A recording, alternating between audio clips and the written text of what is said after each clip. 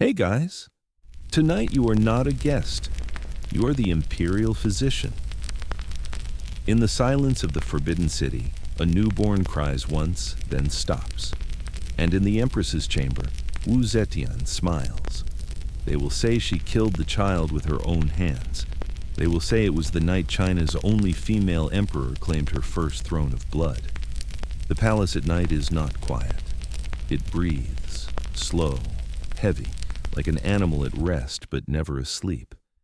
You are the imperial physician, summoned by trembling eunuchs through the winding halls of the Forbidden City. The lantern they carry flickers against lacquered red walls, and shadows crawl like restless spirits along carved dragons overhead. You are not told why you are summoned, but the urgency in their eyes is enough. The chamber smells of incense, sweet at first, but beneath it lurks the stench of blood. A concubine lies pale upon the silk bedding, her hair plastered to her damp face. Sweat beads her temples. Beside her, a newborn boy wails, tiny lungs protesting his violent entrance into a world of schemes and silken chains. You step closer, ready to do your duty, to check his breath, to calm the mother. But then the silk curtain parts. She enters. Wu. Not yet an empress, not yet a sovereign, but already cloaked in an aura of power that makes the other women bow without a word. Her gaze is unflinching, her presence suffocating. She does not rush. She glides, robes whispering like waves against stone. She looks not at you, not at the mother, but at the child. The wailing grows sharper, almost frantic, as though the infant senses the weight of her shadow. She leans forward, her pale hand brushing his cheek with a softness that chills you. And then, silence. The mother screams. Her cry tears through the chamber, echoing like broken glass across stone walls. The eunuchs collapse to their knees. You, physician, stand frozen, your breath caught in your throat. The child lies still, no movement, no sound. Zetian does not shout. She does not rage.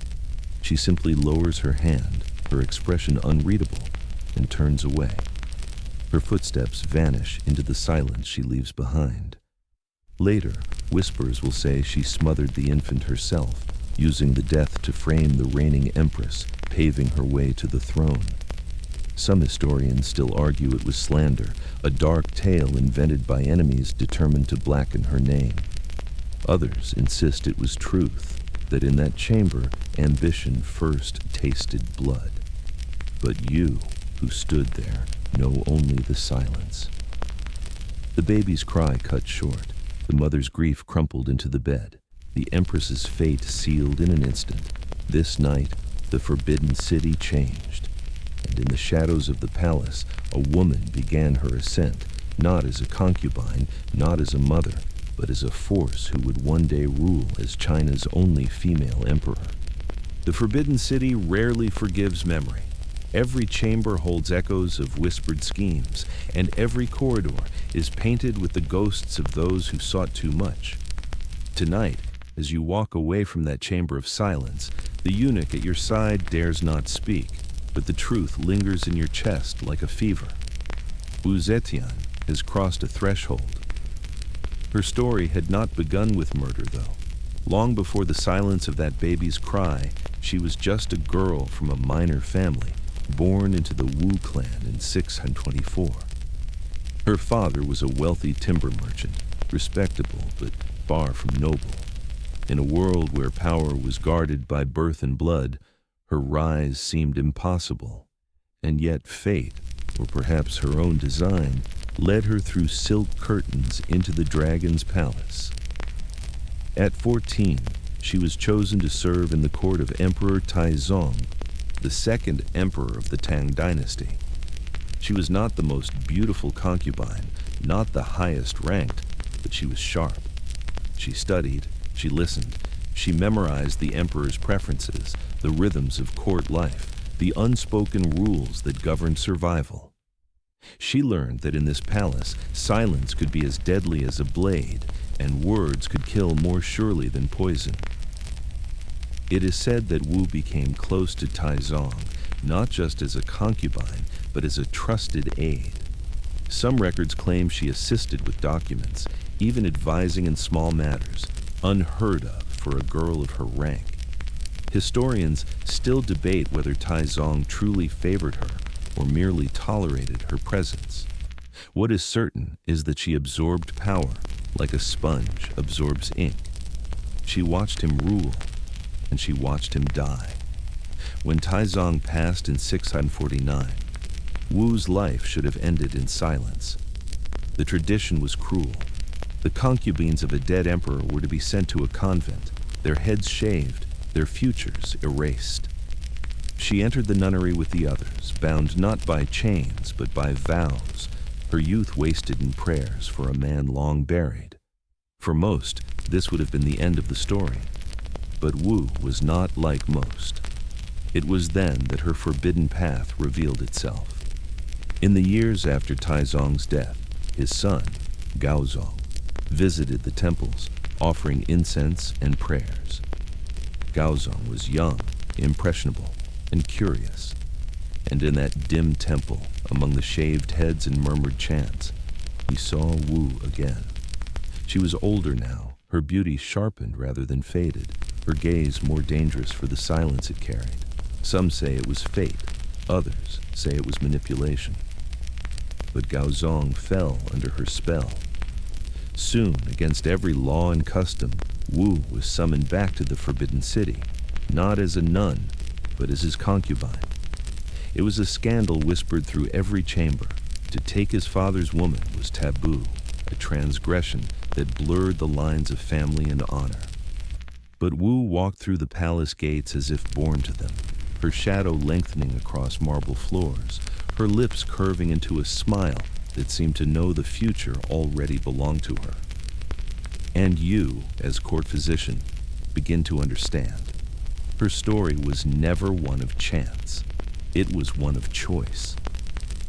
Wu Zetian had chosen not to fade into prayer, not to bury her youth in silence. She had chosen ambition, and ambition, once chosen, would never let her go. The temple walls were meant to be her prison.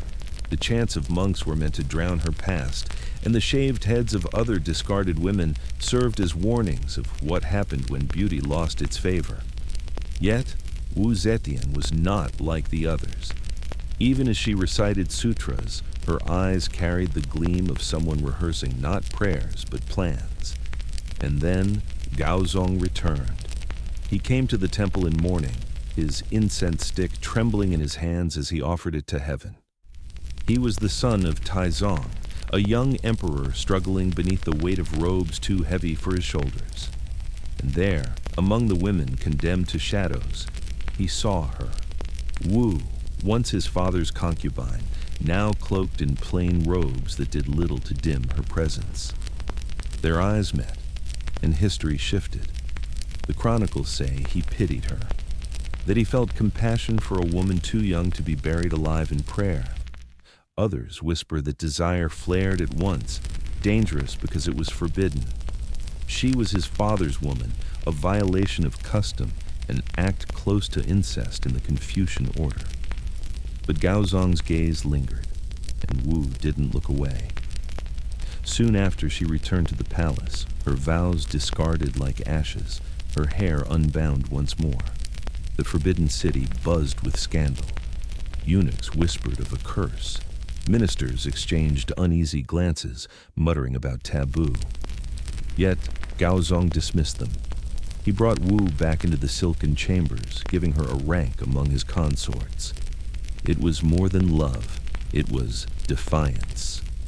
By restoring Wu, Gaozong announced to the court that rules could be bent, traditions broken, and the past rewritten. He thought it an act of desire. She knew it was a door opening to power. From behind curtains, Wu observed the new emperor. He was gentle, often sickly, hesitant in matters of rule. Ministers swayed him easily, and factions grew bold. Where others saw weakness, Wu saw opportunity. She became his confidant, advising him in private.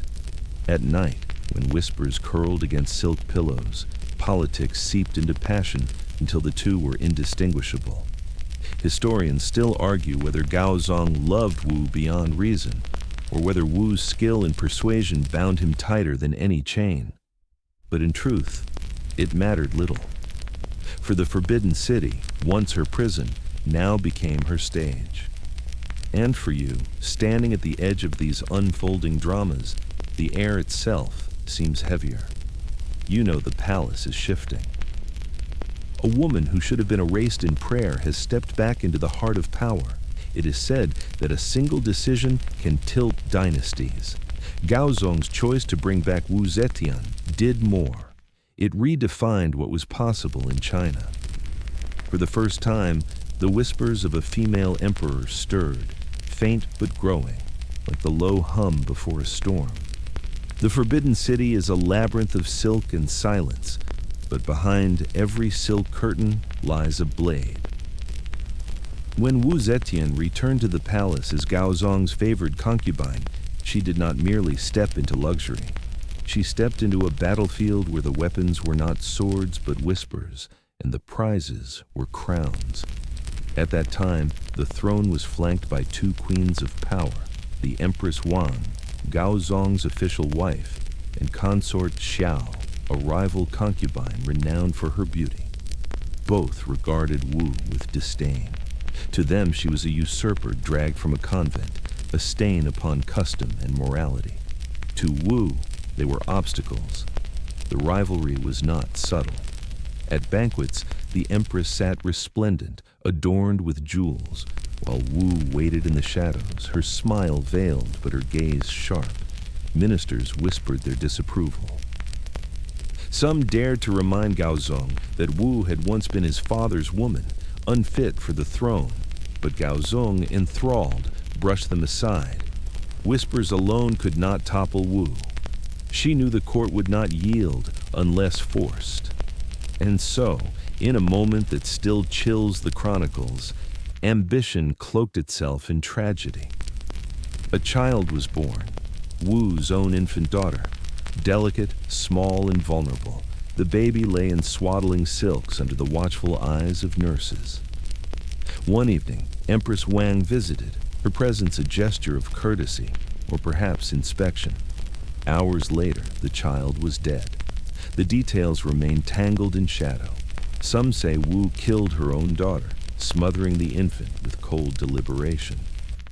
Others insist Empress Wang was guilty, that jealousy drove her to the act. But when Wu entered the chamber, her wails tore through the palace. Her cries loud enough to draw Gaozong himself. She knelt before him, hair unbound, grief painting her cheeks with tears. She pointed to the Empress, accusing her of murder. "She killed my child," Wu declared. The accusation was poison poured into Gaozong's ear. He turned on Wang, his Empress, his partner in ceremony, the woman meant to embody virtue. Her protestations meant nothing. To defy Wu's words was to deny Gaozong's own sorrow. The Empress was disgraced, her title stripped, her fate sealed. In one stroke, Wu eliminated her greatest rival. The silks of mourning became her armor. Her grief, whether genuine or staged, became her weapon. The Forbidden City whispered of a woman who would sacrifice even her own blood to climb higher. Historians still argue. Did she truly kill her daughter to frame the Empress? Was it slander recorded by her enemies? The truth lies buried beneath centuries of ink and silence. But in that moment, the result mattered more than the fact. Wu Zetian became Empress of China. And you, court physician, cannot shake the sound of her cries. They linger in your ears, a chilling echo of how ambition dresses itself in sorrow and how blood, whether of foe or kin, can stain the road to power. The Empress' crown sat heavy upon Wu Zetian's head, but her true throne was not carved from jade or gold. It was woven from silk. Within the private chambers of the palace, where lanterns cast trembling shadows and the air smelled of musk and incense, Wu mastered the art of binding politics to intimacy. Gaozong adored her. The emperor, often frail and plagued by headaches and illness, leaned on her as much in bed as in court. Ministers saw her laughter soften his temper, her whispers shift his decisions. To them, it was scandal. To her, it was strategy. You, still a silent observer in these halls, notice how she turns every encounter into theater. At night, she dines with him not only with wine, but with words, questions disguised as affection, suggestions veiled as pillow talk. When Gozong falters in judgment, she presses her palm to his hand, her voice a murmur. The Empire trusts you, but only I truly see your strength. Historians write that she enchanted him, that her beauty and cunning merged into a spell. But to witness it is to realize it was more than seduction, it was mastery.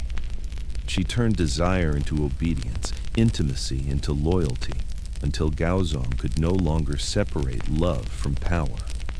Behind silk curtains, ministers trembled. They knew that what was whispered in the bedchamber could carry more weight than decrees issued in the Hall of Supreme Harmony. Zetian became the emperor's confidant, his co-ruler in all but name. When she appeared beside him in court, it was not as a passive consort, but as an equal, her gaze cutting through officials like a blade. And yet, her methods remained forbidden, her rise whispered with fear. How could a woman hold such sway? The Confucian order shuddered. Families who had ruled for centuries gritted their teeth, furious but powerless. One record tells of an evening when Gaozong, weakened by illness, nearly collapsed. Wu guided him gently back to his bed, feeding him medicine with her own hands. To outsiders, it was devotion. To insiders, it was domination. The emperor was no longer a sovereign. He was a vessel through which Wu Zetian ruled. The palace guards whispered of her late-night rituals, the flicker of candles behind closed doors, the sound of silk sliding like serpents across the floor. Was it only passion? Or were spells and incantations woven into those nights, binding Gaozong's will tighter with every embrace? Even as you record these events in silence, you sense a truth. The Tang Dynasty now had two rulers. One wore the robes of the emperor, but the other, hidden behind silk curtains, was already the true dragon empress in all but name. The air in the palace gardens grew sweet at night, but beneath the fragrance of blooming peonies and jasmine, there lingered another scent, one metallic, sharp, and faintly bitter. You recognize it, though no one dares to name it aloud. Poison. Wu Zetian understood that silken whispers could bring her power, but poison could secure it. She learned early that the most dangerous battles of an empire were not fought on open fields, but over teacups within locked chambers where a single sip could decide the fate of dynasties. There are whispers of her enemies, consorts who once mocked her, ministers who plotted her downfall, falling mysteriously ill. A stomach pain, a sudden fever, the pallor of skin drained of blood. Doctors would bow low and mutter vague diagnoses. Servants buried the bodies before dawn. Historians still debate, did Wu order their deaths, or did fate simply align with her ambition? But the records drip with patterns too sharp to ignore. One by one, rivals vanished, leaving the corridors echoing with a silence that felt unnatural, as though the palace itself conspired with her. You remember the story of Empress Wang, Gaozong's former wife, who once laughed at Wu Zetian's rise from concubine. It is said Wu arranged for her downfall by weaving whispers into Gaozong's ear until suspicion coiled like a snake around Wang's neck. The Empress was accused of witchcraft, dragged into a courtyard, and strangled with silken cords. Some say Wu herself watched, her expression unreadable, as Wang's body stiffened. Another tale. A rival's child, seen as a threat to Wu's own sons, died in infancy. Chroniclers wrote that the baby was smothered, then blame shifted to the mother, an accusation orchestrated so neatly it sealed both their fates. Truth or legend, it mattered little. In the forbidden city of Tang, perception was more powerful than fact. To the court, these deaths were tragedies. To Wu, they were petals falling from a flower, necessary pruning so that her bloom might last. Each absence carved space for her power to expand, until she became not just Gaozong's beloved, but the axis of the empire. And yet, she was never careless. Her poisons, her plots were veiled in rituals, wine mixed with herbs disguised as medicine, incense laced with powders that left rivals coughing blood. Sometimes the weapon was not poison at all, but rumor, words as venomous as any tincture. A single suggestion of disloyalty, whispered in the Emperor's chamber, could condemn a man more surely than any blade. You walk the corridors at night, and the lanterns flicker as though wary of shadows. The courtyards seem emptier than they should be, and every echo feels like a ghost of the silenced. Ministers bow lower now. Concubines speak in hushed tones. Everyone knows the Dragon Empress is no longer rising. She is consuming. Historians argue whether Wu Zetian's ruthlessness was necessity or cruelty. Some insist she was a woman battling a system designed to crush her, forced to play a game where mercy meant death. Others paint her as a predator, intoxicated by power, willing to drown her enemies in blood to preserve her throne. But as you watch her walk through the gardens, her robe trailing like fire across the stone, her face lit by moonlight, one thing is clear. Fear had become her most loyal servant, and she wore it like a crown. The palace that once hummed with music and soft laughter now seemed to throb with unease, as though the very stones of Chang'an remembered the footsteps of the condemned. By the time Wu Zetian secured her hold beside Emperor Gaozong, the court had already become a theater of blood. Ministers who questioned her influence found themselves summoned at dawn and never seen again by dusk. The imperial guard marched them through corridors where painted dragons stared down with wide, merciless eyes. Some were accused of treason, others of corruption, but the charges mattered little. Once Wu's gaze marked a man, his days were already counted. Executions became ritual.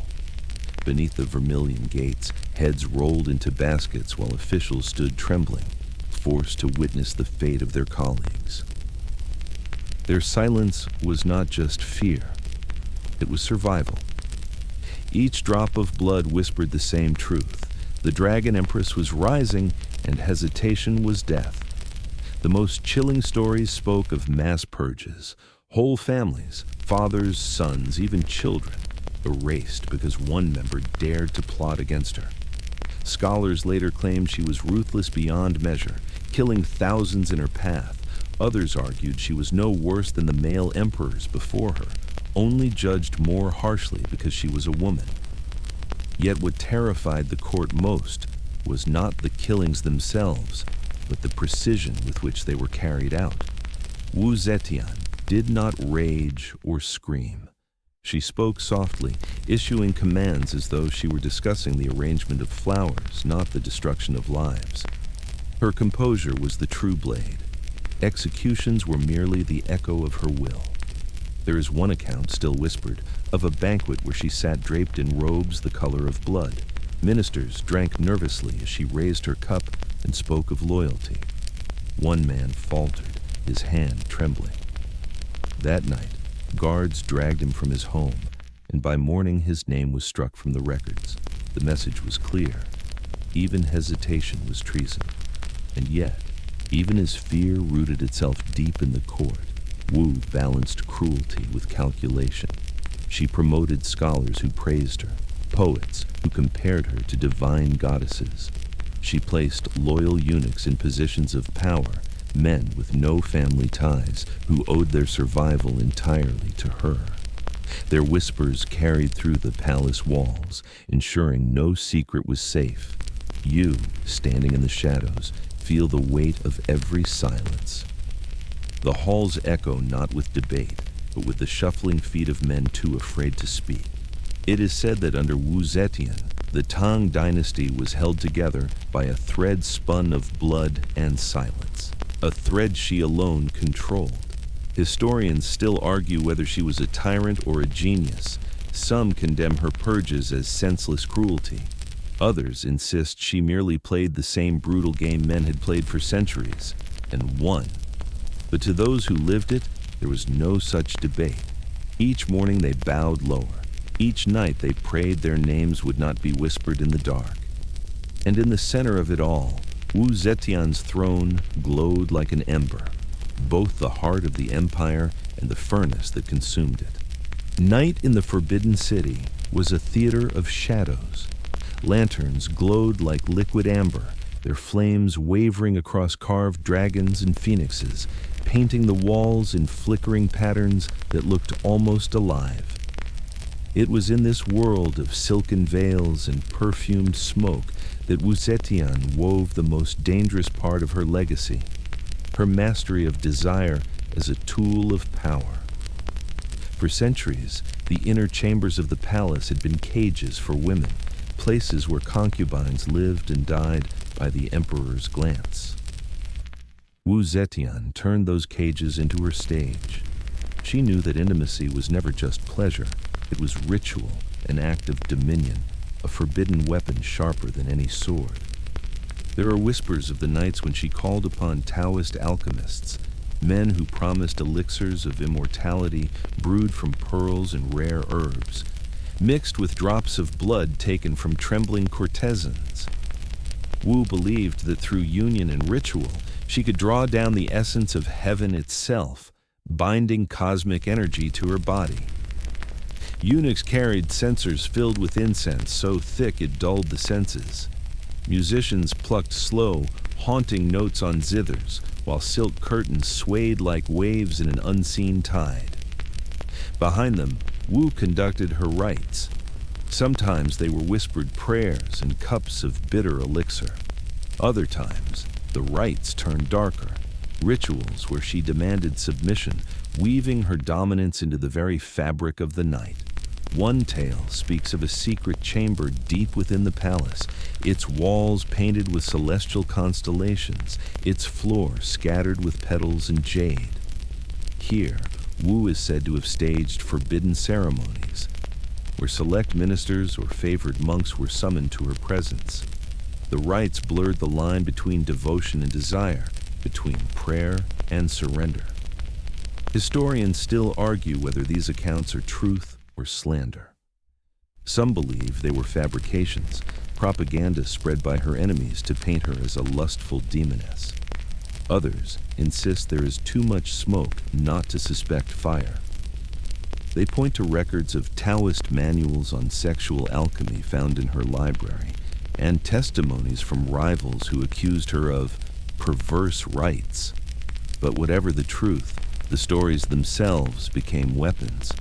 To her enemies, Wu Zetian was not merely ambitious, she was unnatural, wielding sex and ritual as instruments of rule.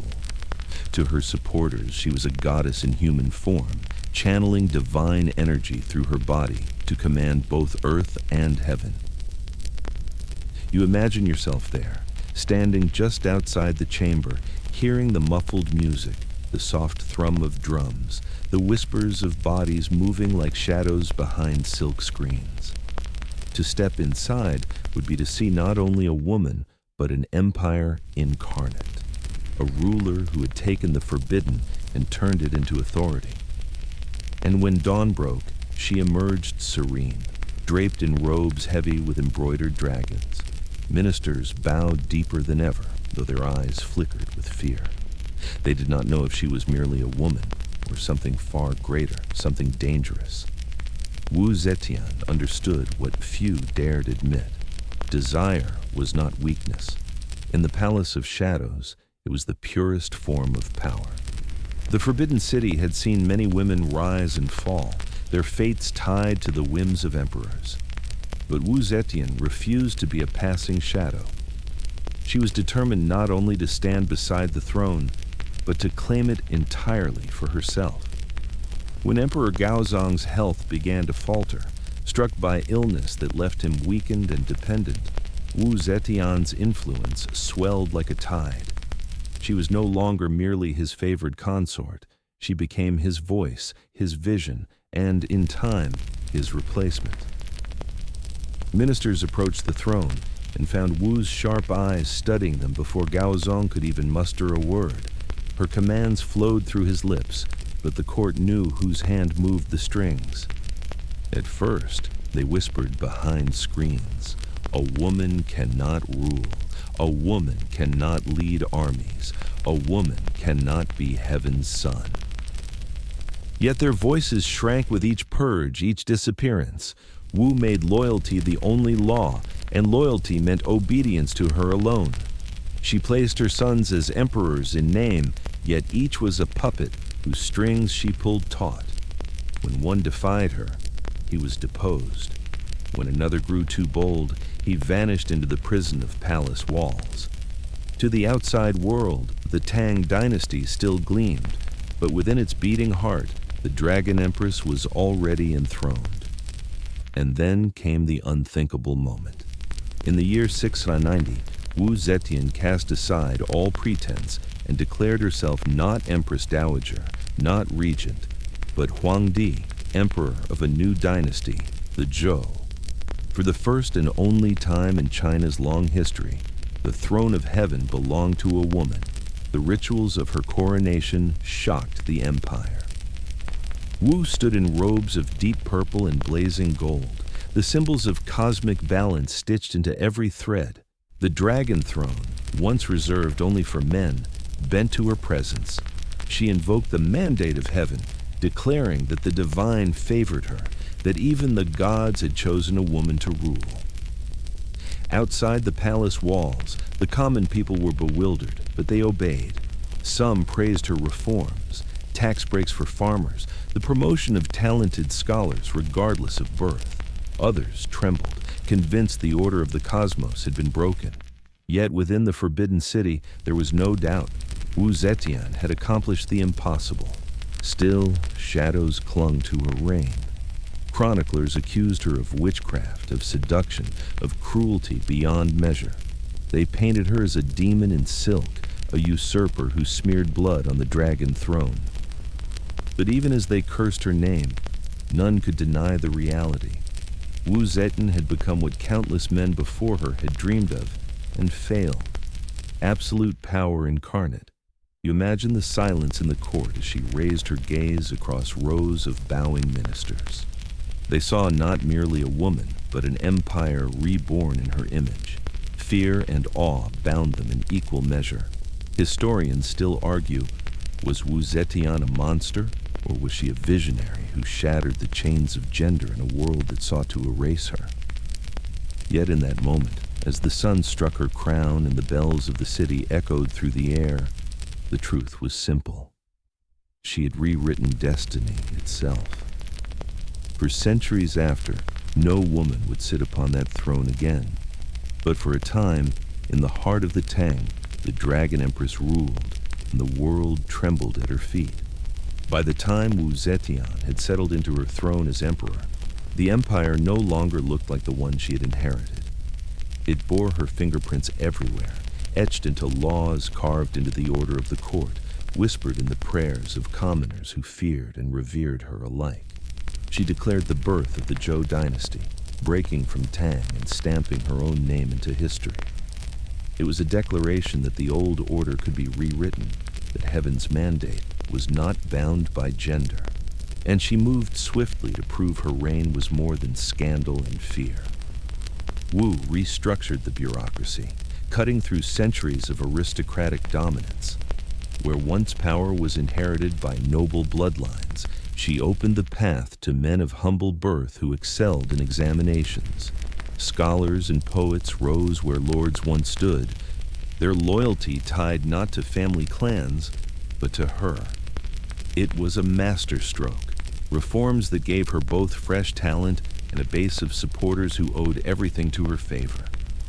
She commissioned temples and statues of the great Bodhisattva, presenting herself not merely as a ruler, but as a divine figure. the living embodiment of compassion and justice. Carved in stone across the land, images of Zetian radiated serenity, but beneath the calm, they also radiated dominion. In every village, peasants bowed before her likeness, and in every prayer hall, her name mingled with the names of the gods. And yet, behind the silk banners of reform, her palace remained a labyrinth of shadows. Eunuchs moved like phantoms, reporting whispers from every chamber. Ministers bowed lower than ever, knowing one wrong word could undo their careers or their lives. The Dragon Empress gave with one hand and destroyed with the other, balancing reform with terror. One legend tells of an official who dared criticize her policies. He was summoned before her, trembling as he confessed his disapproval. Wu smiled, serene, and asked him to compose a poem on the spot praising her reign. When he faltered, words choking in his throat, she waved her sleeve. Guards dragged him away, and his family disappeared into silence by nightfall. But Wu was not only feared. Among the people, she was remembered for her pragmatism. Farmers prospered under lighter taxes. Women found subtle empowerment in her rule, a symbol that gender could not cage destiny. In whispers, some called her cruel, but others called her mother of the realm, a sovereign who brought both justice and terror. Her paradox became her legend, reformer and tyrant, goddess and demoness. Historians still wrestle with her reign. Was she truly benevolent, or was her generosity only a mask for control? Was she visionary, or simply ruthless enough to succeed where men failed? You stand in the court as she presides, cloaked in gold and jade, her gaze sharp as the edge of a blade. When she speaks, the chamber falls into reverent silence. Ministers record her words with trembling brushes, each stroke an act of survival. In that silence, you feel the truth. Wu Zetian's empire was not just ruled by fear, nor only by reform. It was ruled by her presence, vast and inescapable, like the shadow of a dragon stretched across the land. And as her reign reached its peak, so too did the whispers. Whispers that no throne, however mighty, could last forever. Power, like wine left too long in the cup, begins to sour. By the time Wu Zetian entered her later years, the brilliance of her empire shimmered only at the surface. Beneath, cracks spread like veins of rot through the marble halls of the palace. The Forbidden City had become a theater of suspicion.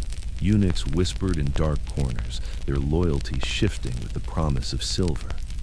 Ministers bowed lower than ever, yet their eyes darted like trapped animals, each one fearful of the day their name might be called.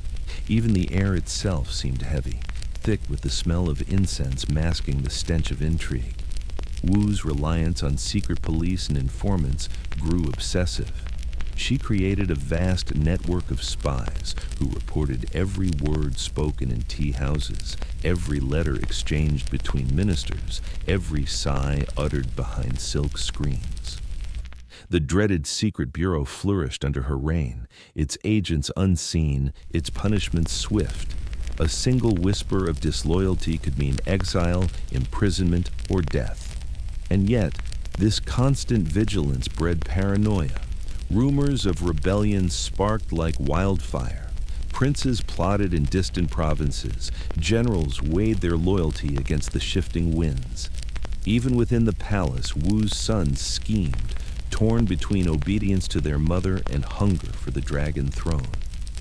But perhaps the most corrosive force was her pursuit of forbidden pleasures in her old age. Tales spread of her indulgence in the company of younger lovers, handsome courtiers and favored monks drawn into her orbit. Her enemies seized on these rumors, branding her as lustful, decadent, a woman consumed by desire. Whether true or slander, the stories gnawed at her reputation like moths devouring silk. Historians still argue whether these accounts were propaganda crafted by Confucian scholars who despised the idea of a woman emperor. Some records are lurid, describing her taking men half her age, surrounding herself with beauty even as her body weakened. Others suggest she simply sought companionship in her loneliness after decades spent in a court where love was always poisoned by politics. But to her enemies, perception was enough. The whispers spread that the Empress, once fierce as a dragon, had become vulnerable. Her throne cushioned by lovers instead of steel. To her rivals, this was blood in the water. And still, Zetian clung to power. Even as her health faltered, even as her sight dimmed and her voice grew hoarse, she refused to step aside. Ministers approached her bedchamber and still found her mind sharp, her commands crisp as a blade. Yet beyond the chamber doors, the empire buzzed with discontent. You walk the palace halls and you feel the change. Where once fear was absolute, now it is mingled with impatience. The ministers no longer simply tremble, they wait.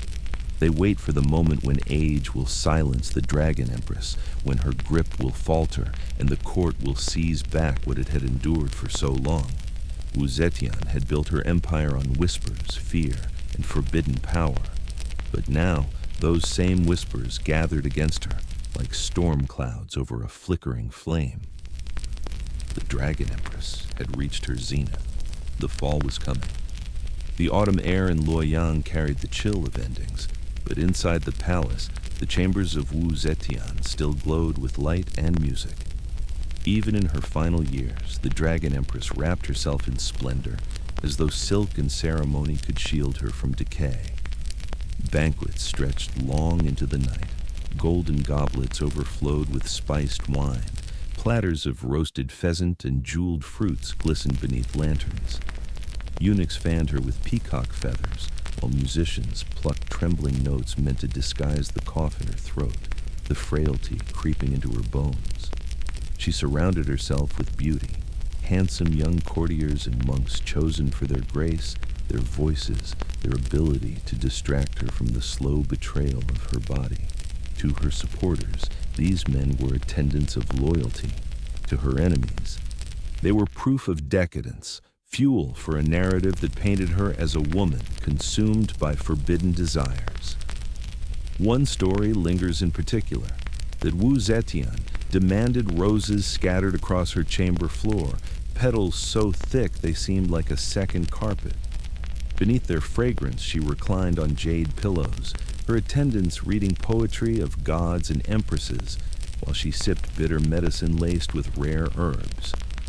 But behind the illusion of luxury was desperation, the rituals of immortality, the elixirs, the prayers. None could halt the tide of age. Outside those glowing chambers, the empire trembled. Ministers whispered of rebellion, generals measured their loyalty, and Wu's sons plotted in secret. Yet here, within the perfumed walls, time seemed suspended. Guests at her final banquets described an atmosphere both intoxicating and suffocating, the laughter too forced, the music too loud, the air too thick with incense and fear. And always, Zetian herself presided in silence. Draped in golden robes, her face pale but her eyes still sharp, she raised her cup with steady hands. To those who watched, it was as though she dared the court to doubt her strength, to see weakness where none was allowed. Historians still debate whether these tales of excess were truth or invention. Confucian scholars, hostile to her reign, may have embellished, painting her as an empress drowning in lust and luxury. Yet even if the details blur between fact and myth, the symbolism remains powerful. The last banquets of Zetian were not celebrations, but dirges, rituals of grandeur masking the inevitable end. You stand in the shadows of those halls and the music rings hollow.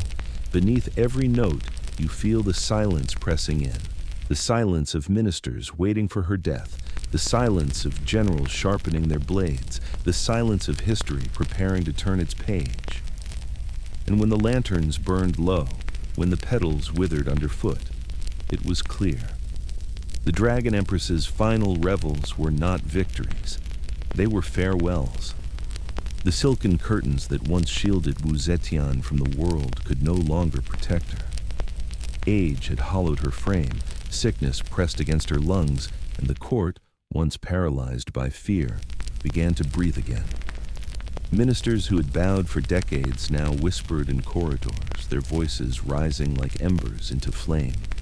Her sons, the very heirs she had alternately nurtured and controlled, conspired with those ministers. They were not fools. They knew the empire teetered, that the people longed for the familiar Tang name rather than Wu's Zhou experiment. And so, while she lay bedridden in her chambers, the plot unfolded not with daggers in the dark, but with signatures and silent nods. One morning, the sound of boots echoed through the palace. Eunuchs loyal to Wu Zetian were dismissed, replaced by soldiers who pledged themselves to the princes. The ministers filed into her chamber, their faces grave, their voices soft. They spoke of duty, of the need to restore stability, of the Tang Dynasty waiting to reclaim its rightful place. For the first time in decades, Wu Zetian's command was not law. The room that had once trembled at her gaze now brimmed with defiance disguised as courtesy. She, the Dragon Empress who had rewritten destiny, was asked, no, compelled to step aside. There was no public trial, no bloody purge, only silence. She lay on her couch, silk robes pooling around her fragile frame, eyes still burning with the remnants of fire. Perhaps she considered resistance, perhaps she measured the futility of it. In the end, the woman who had seized the mandate of heaven with blood and whispers let it slip through her fingers. She abdicated. The Zhou dynasty was dissolved, the Tang restored. Wu Zetian, once the sole female emperor in China's history, was reduced to titles of courtesy, a shadow in the palace she had ruled. Historians record the moment with chilling brevity, that she was removed, that she died soon after. But legends linger of her last days, of her attendants finding her sitting upright in silence, staring into the distance, lips moving as if reciting poems to gods who had long abandoned her. Some say she whispered regrets. Others say she laughed at the irony of it all, that the men who despised her as unnatural could not erase her name from history. You stand in her chamber, and the air feels colder than it should. The incense is gone. The music silenced. The once mighty Dragon Empress is no longer a goddess cloaked in terror, but an old woman waiting for death, and yet, even in defeat, she is unforgettable. Ministers may have erased her dynasty, but they could not erase her legend. She had sat on the dragon throne, commanded armies, reshaped the empire, and carved her shadow into centuries. Her fall was inevitable, but her name, Wu Zetian, would outlive them all. The palace that once pulsed with life now seemed to sigh with every gust of winter wind. Wu Zetian, the Dragon Empress who had commanded armies and rewritten destiny, lay shrunken against silk cushions. Her attendants hovered like shadows, eunuchs moving silently, concubines too afraid to speak above a whisper. The woman who had bent an empire to her will was fading. Her body betrayed her long before her mind did. Blindness crept into her eyes, her voice turned ragged, yet her thoughts remained sharp, slicing through the haze like a blade dulled but not broken. Some attendants recalled her murmuring verses of poetry, words tinged with longing, regret, and fire. Others said she stared into the distance as though she could still see the throne she once claimed. The court around her prepared for her death with haste that bordered on cruelty. Ministers had already restored the Tang Dynasty. Her sons wore their crowns with quiet satisfaction. To them, her death was not a tragedy, but a relief, the final removal of a shadow that had lingered too long. But to those who stood close, her decline was a spectacle in itself. They whispered that she still demanded beauty in her chamber until the end. Perfume burning in gilded censers, rose petals scattered across her floor. Even as she wasted away, she wrapped herself in robes of purple and gold, as though unwilling to let mortality strip her of majesty. Her final days blurred into silence. No grand speeches, no defiant last cries, only whispers, half prayers, half confessions. Some claimed she asked for forgiveness. Others swore she cursed the men who betrayed her. The truth is lost, carried away by the stillness that settled over the palace the morning she died in 705. Her funeral was stripped of glory. Unlike emperors before her, she was not given the towering rituals of a divine sovereign. She was buried beside Emperor Gaozong, her name carved into stone but diminished, her achievements shrouded by historians loyal to the Confucian order. The dynasty she had forged vanished in ink, reduced to a footnote of interruption. And yet, no stone, no record, no decree could erase her shadow. For centuries, scholars tried to brand her as a monster, a usurper, a demoness who defiled the throne. They wrote of her lust, her cruelty, her forbidden rites. But behind every slander was fear, the fear that a woman had once done what no man could deny, claim the dragon throne and rule it without apology. You stand at her tomb, the earth cool and heavy, the silence pressing. She is gone, and yet her story lingers in the air like smoke. The Dragon Empress did not vanish. She was buried in chains of ink, but her legend remained alive in whispers. Her last breath was mortal, her memory immortal. The chronicles of Zetian's reign were written in strokes of fear and envy, their ink dark with judgment. To her enemies, she was a demoness cloaked in gold, a woman who poisoned children, toppled dynasties, and drowned her empire in blood. To her admirers, she was a visionary, a reformer who tore through the chains of tradition and proved that destiny bowed to no gender. Her story, like the silken banners of her court, was woven from contradictions. She was ruthless, yet pragmatic. She could summon terror with a glance, yet extend mercy to farmers crushed by taxes. She built temples and carved her image into stone, not only to claim divinity, but to ensure she would outlast those who hated her. The Dragon Empress was not only a ruler, she was a mirror. She reflected the fears of men who could not accept a woman's hand on the mandate of heaven. She embodied the forbidden truth that power itself is neither masculine nor feminine, but claimed by those bold enough to seize it. And though her dynasty was erased, though her tomb was sealed without glory, her presence never faded. Every whisper of her name carried both dread and awe. She haunted history like a flame that scorched but also illuminated, daring later generations to ask, was she a monster or a pioneer, a tyrant or a goddess hidden in mortal flesh? You stand at the edge of her memory, and the silence of centuries presses close. The roses have withered, the music has stilled, but her shadow remains. It lingers in the stones of the Forbidden City, in the lines of poems once dedicated to her, in the trembling of scribes who sought to bury her in shame, but only preserved her in legend. In the end, Zetian became what few rulers ever achieve, immortal not in body, not in dynasty, but in story. The Dragon Empress still rules, not from a throne of jade, but from the imagination of all who dare to whisper her name in the dark. The tale of Zetian drifts now into silence. The drums of court have faded, the whispers of intrigue have dissolved into dust. The Forbidden City lies still, its lanterns long extinguished, its corridors echoing only with memory. Close your eyes and imagine the weight of centuries pressing gently against you, like the soft fall of silk. The Dragon Empress, who once commanded armies and silenced her rivals, is gone. Her voice, once sharp as steel, is now only a murmur carried by the wind across ancient rooftops. The marble halls that trembled with her power stand empty, yet her presence lingers, quiet, haunting, eternal. You feel the hush of time wrapping itself around you. Every scandal, every betrayal, every forbidden night is only an echo now, fading deeper into history's embrace.